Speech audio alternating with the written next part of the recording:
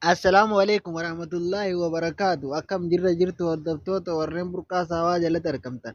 Akkuma beekamu yeroo ammaan tanaa kanatti namoonni aappii moobaayilii 60 440 fi 1700 akkaan hidhattaniis baay'ee rakkachaa akka jirtan baay'ee rakkachaa akka jirru anis isinuma wajjin jira ni beekama. Kanaafuu aappii akka ajaa'iba dalagu qabadhee waan hin dhufeef yuutuubii keenya sabiskiraayib godhuudhaaf mallattoo yuutuubii gubbaa tanarratti burqaa saawaa jechuudhaan ni barreessatti fi burqaa saawaa jaa asiin sarchii gootanii burqaan saawaa kunoo kana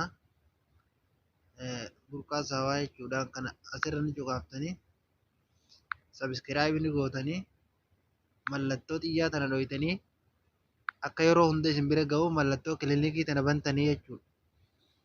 Kanaaf galatoomaan isiniin ja'a sheer godhuudhaan namoota biraan ga'uu barbaachisuu fi warroota hedduu rakkataa jira namni akka kiyya rakkataa ture baay'eedha sheer godhaa.